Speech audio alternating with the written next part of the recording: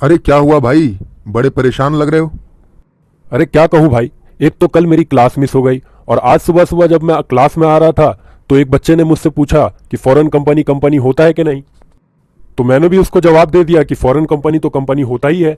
क्यों, मैंने सही बोला ना। लेकिन बताओ, वो मुझ पे हंस के चला गया। उस टाइम से मैं बहुत परेशान हूं भाई। हा हा हा। अच्छा तो ये बात है। देखो भाई, सबसे पहली बात तो ये कि मोहित सर की क्लास कभी भी मिस नहीं करनी चाहिए, क्योंकि हर एक क्लास बहुत इंपॉर्टेंट होता है। ठीक है भाई, अब क्लास मिस नहीं करूंगा, लेकिन ये तो बता दो कि फॉरेन कंपनी कंपनी होता है कि नहीं। हाँ, फॉरेन कंपनी कंपनी होता है कि नहीं, ये समझने के लिए सबसे पहले हमें ये समझना पड़ेगा कि कंपनी किसे कहते हैं। So as per section 2 clause 20 of the Companies Act 2013, company means a company incorporated under this act और under any previous company law.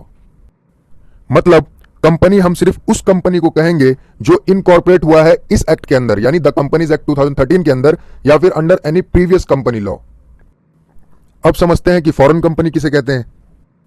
So as per section 2 clause 42, foreign company means a company incorporated outside India and having a place of business in India either physically or electronically or itself or through an agent. मतलब foreign company वो company है जो incorporate हुआ है outside India, not in India, और having a place of business in India either physically or electronically or itself or through an agent, और conducts any business activity in any other manner.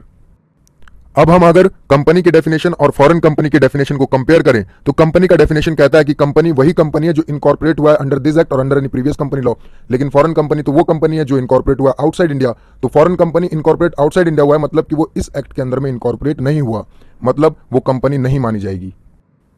ओहो, तभी तो। हाँ, since foreign company does not satisfy the definition of section 2 clause 20, that is the definition of company, so it cannot be regarded as a company. I hope you got it. Yes, I got it.